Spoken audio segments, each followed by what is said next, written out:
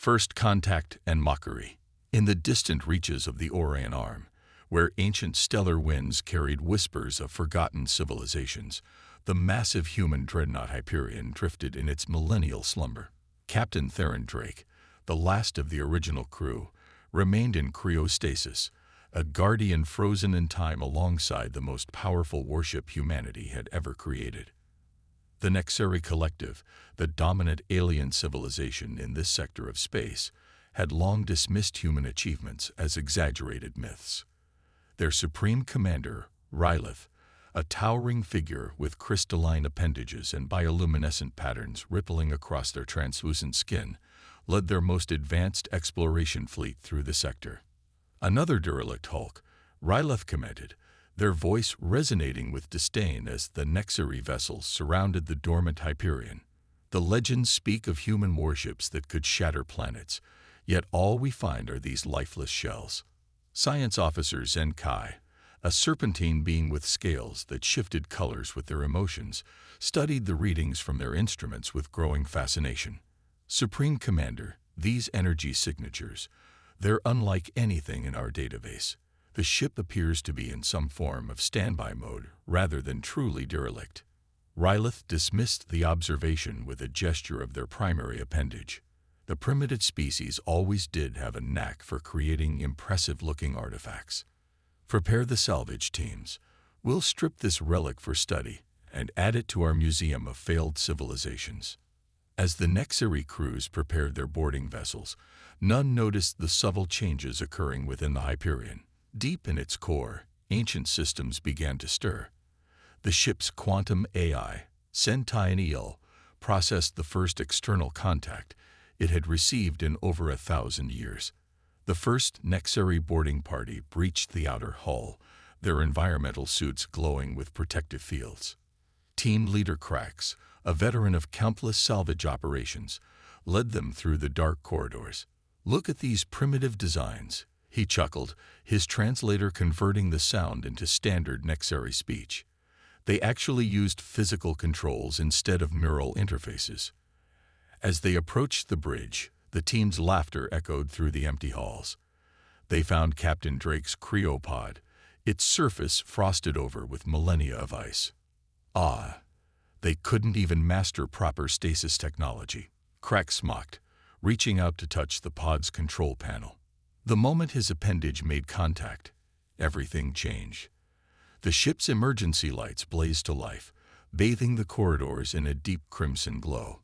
Sentieniel's voice, powerful and clear despite its age, resonated through every chamber of the massive vessel. Unauthorized presence detected. Initiating defense protocols. Captain Drake, emergency revival sequence activated. The Nexeri boarding team froze in terror as the cryopod began its awakening sequence. Steam hissed from ancient vents as the pod's systems worked to safely revive its occupant. Captain Drake's vital signs, dormant for so long, began to stabilize. Supreme Commander Rylith watched from their flagship, their earlier amusement turning to concern as the Hyperion's systems came online one by one. "Impossible," they muttered, watching power readings spike to levels their instruments could barely measure. No 1,000-year-old vessel should be capable of this. Inside the cryopod, Captain Theron Drake's consciousness began to return. His last memories before stasis flooded back, the final days of the Great War, the decision to preserve humanity's most powerful weapons until they were needed again, the responsibility placed upon him as guardian of the Hyperion.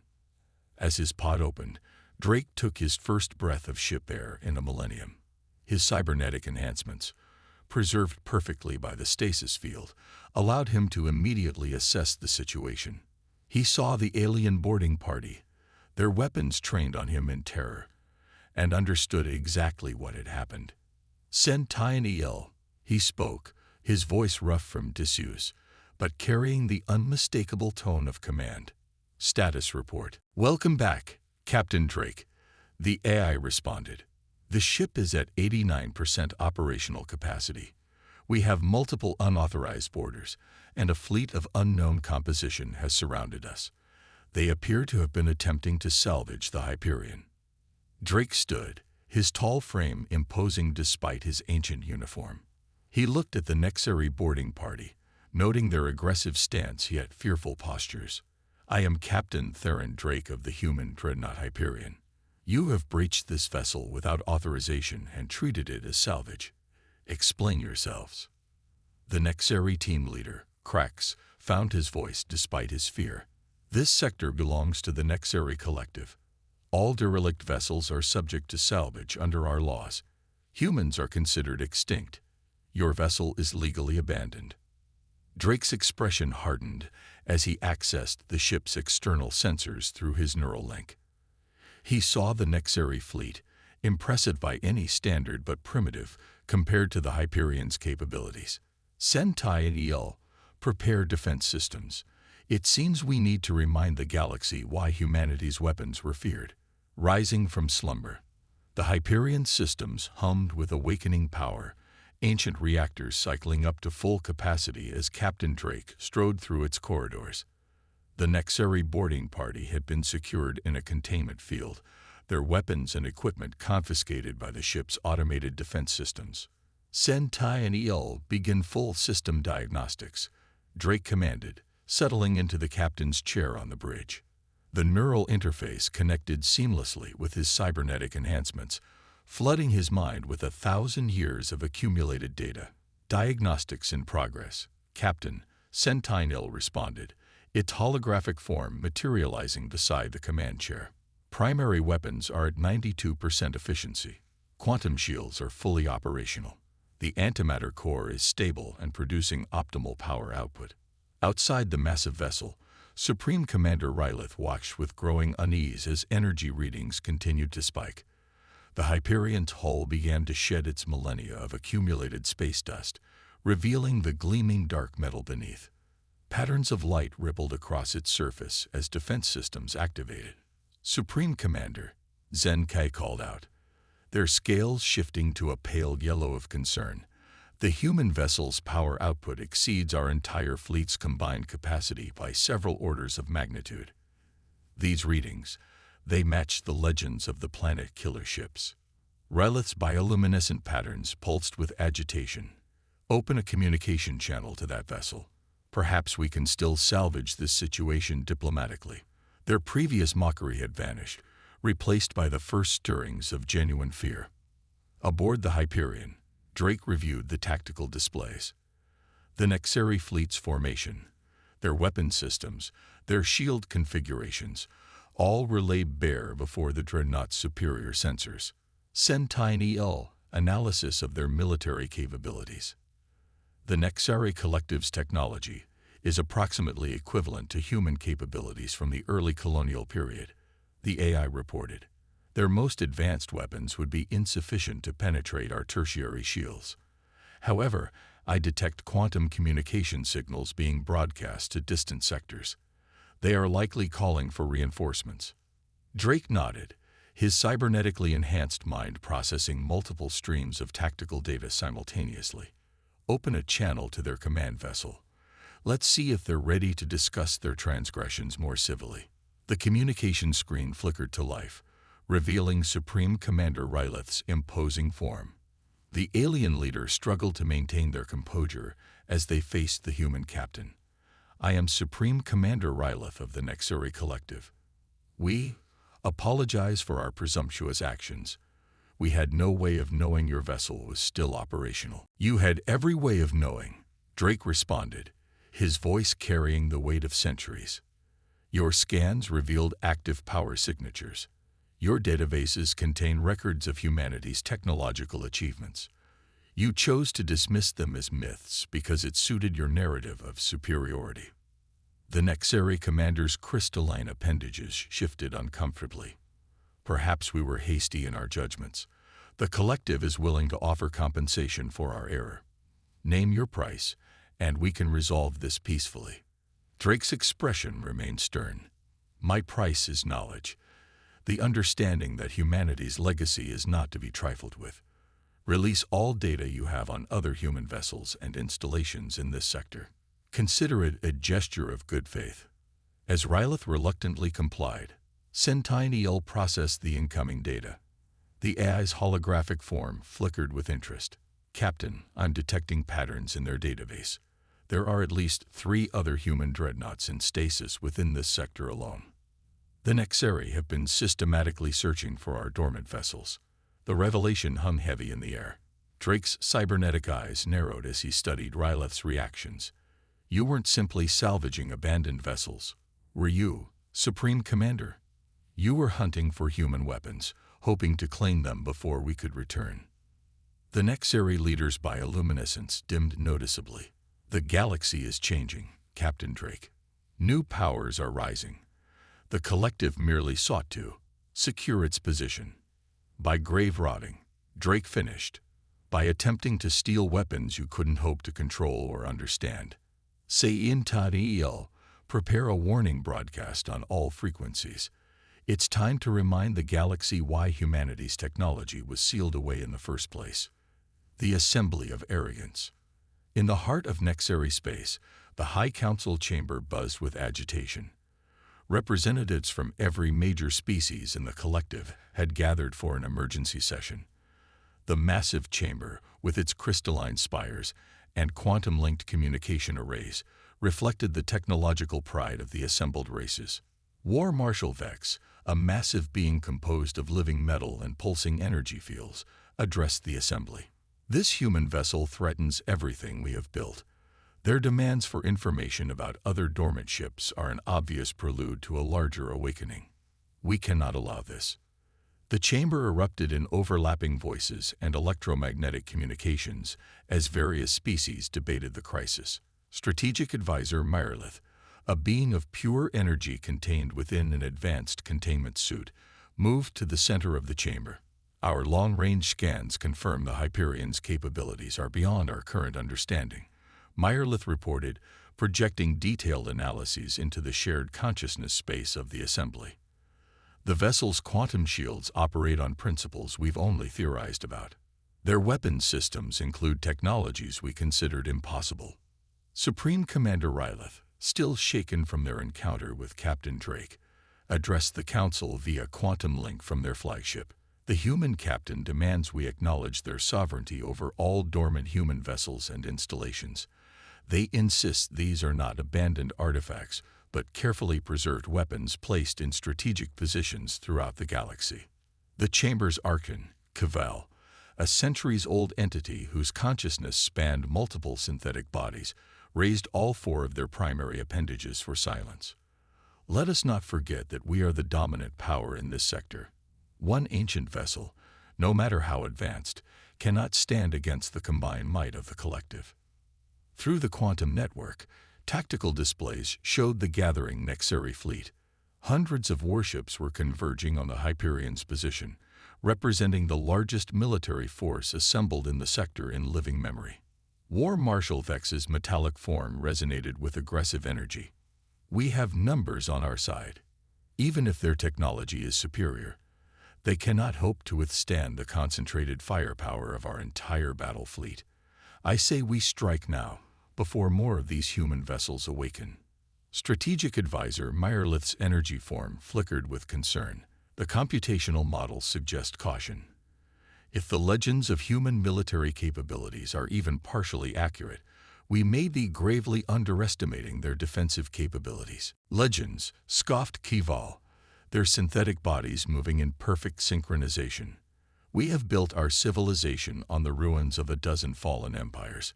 We have reversed engineered technologies from species far older than humanity.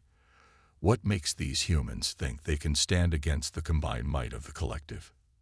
As if in answer to Gall's question, every communication system in the chamber suddenly activated. Captain Drake's voice, translated simultaneously into all collective languages, filled the space. This is Captain Theron Drake of the human Dreadnought Hyperion. We have monitored your deliberations through your own quantum network. Your arrogance is disappointing but not surprising. You believe your numbers grant you superiority. You think your technological achievements make you invincible. You are about to learn why humanity's weapons were feared across the galaxy. The assembled leaders watched in shock as their supposedly secure quantum network was effortlessly breached. Through the tactical displays, they could see the Hyperion's hull beginning to transform, ancient weapon systems awakening from their millennial slumber. "You have 1 standard hour to withdraw your forces and acknowledge our terms," Drake continued, his voice carrying an edge of steel. "After that, we will provide a demonstration of why human military technology was sealed away. Choose wisely." As the transmission ended, silence fell over the chamber. The gathered leaders looked at one another, their earlier confidence shaken. They had just witnessed their most secure communication system bypassed as easily as if it were primitive radio waves. War Marshal Vex broke the silence, their metallic form vibrating with barely contained rage. "This is nothing but psychological warfare. They seek to intimidate us with parlor tricks and empty threats. I say we show these humans the true meaning of overwhelming force." The chamber erupted in debate once more, but now there was an undercurrent of fear beneath the bravado. The hour of decision approached, and the fate of the collective hung in the balance. None of them realized they were about to learn firsthand why the legends of human military might have persisted for so many centuries. Thunder of the ancients. The hour of ultimatum ticked away as the Nexari battle fleet assembled in attack formation. Over 800 warships surrounded the Hyperion, their weapons charged and shields at maximum power. The void between them crackled with energy as targeting systems locked onto the ancient human vessel.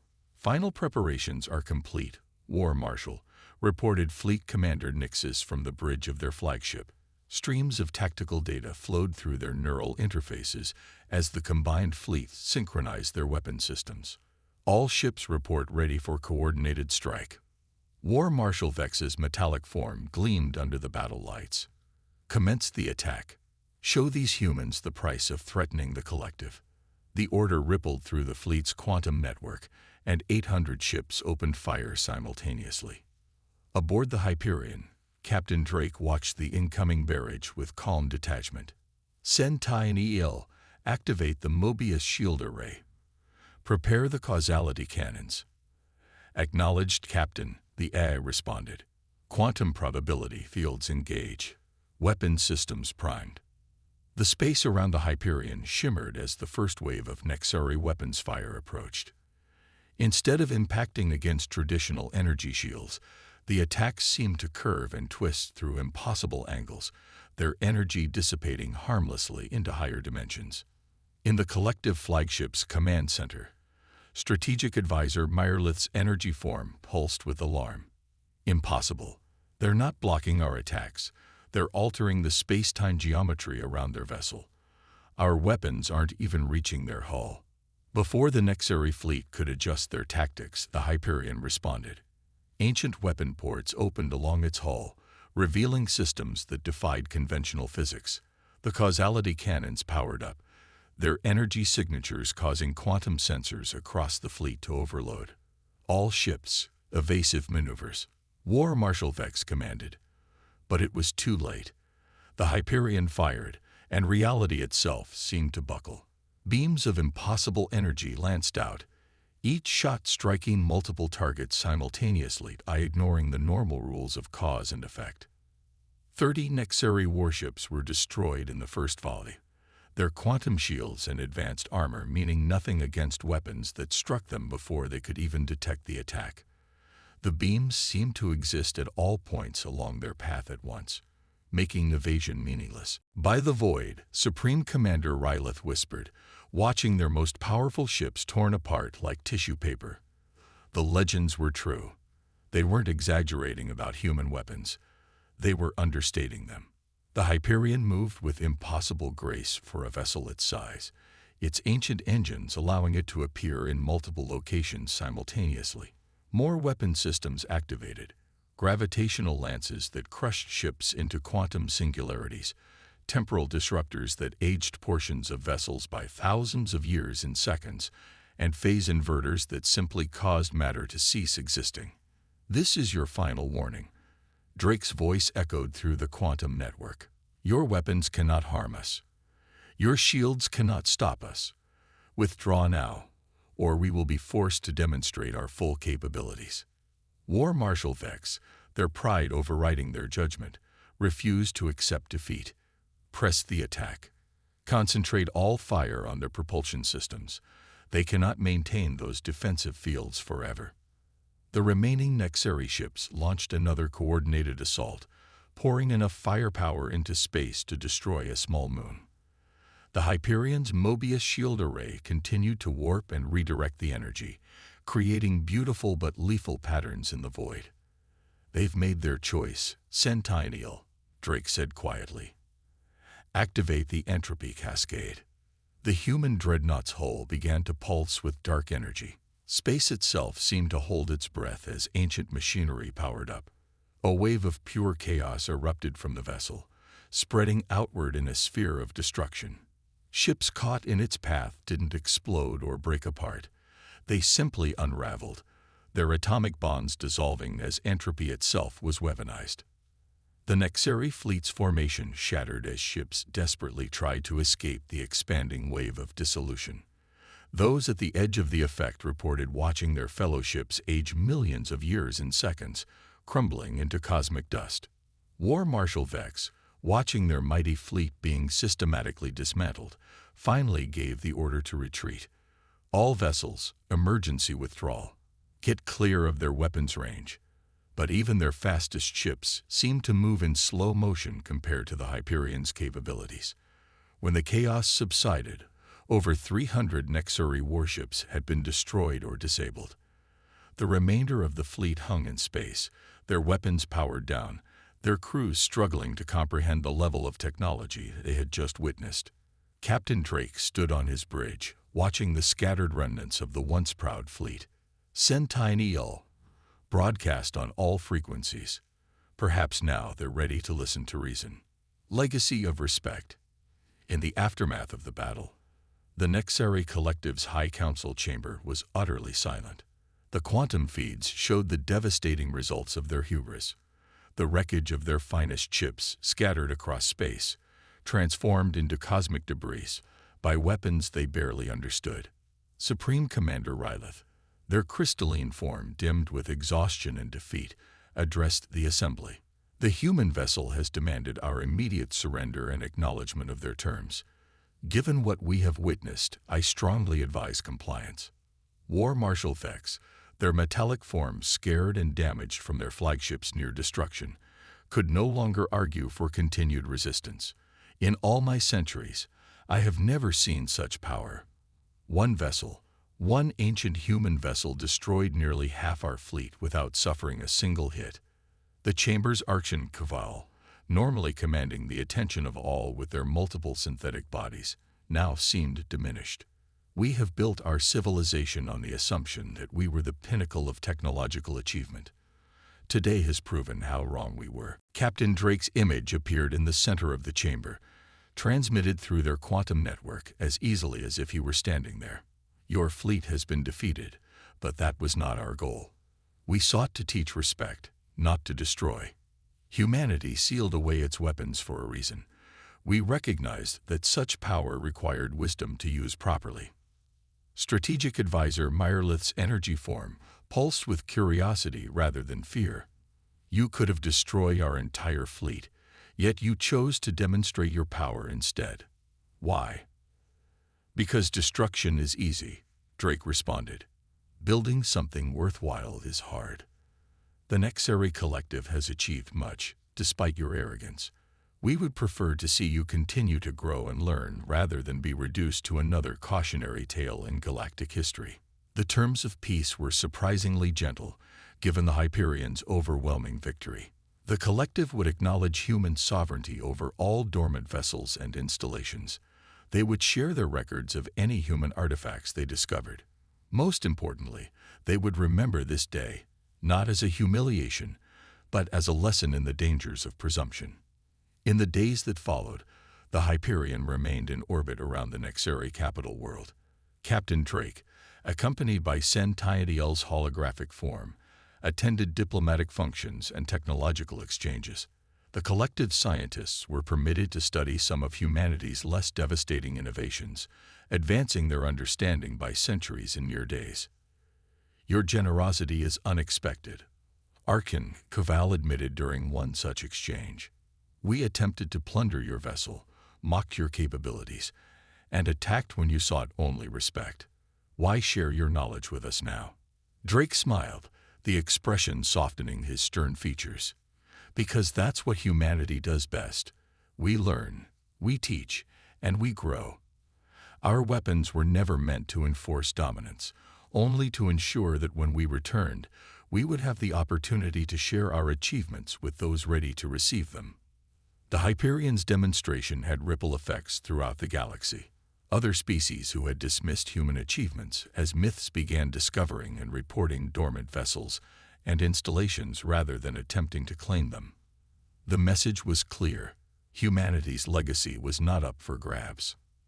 As the Hyperion prepared to depart, its mission of awakening other human vessels about to begin, Supreme Commander Ryleth requested a final audience with Captain Drake. "We have learned much from this encounter," they said, their crystalline form now glowing with renewed purpose. "Not just about technology, but about wisdom and responsibility. What happens now?" Drake looked out at the stars, his cybernetic eyes seeing far beyond normal space. "Now we continue our mission. Other human vessels are awakening across the galaxy. Some species will welcome us with open arms, others will need similar demonstrations. But in time, all will understand why humanity chose to sleep rather than rule, and why we have chosen this moment to return." The Hyperion's engines powered up, its massive form preparing to slip between the dimensions of normal space. In the Nexiri High Council chamber, the assembled leaders watched it depart, their quantum sensors tracking its impossible movement through reality. They had sought to claim humanity's legacy as their own, thinking themselves worthy by right of power. Instead, they had learned humility, wisdom, and the true meaning of technological advancement. The galaxy was changing, and the legends of humanity's achievements were no longer just stories to be dismissed. They were a promise of things to come. As the Hyperion vanished into the depths of space, its message echoed through the quantum networks of 1,000 worlds. Humanity had returned, not to conquer, but to guide.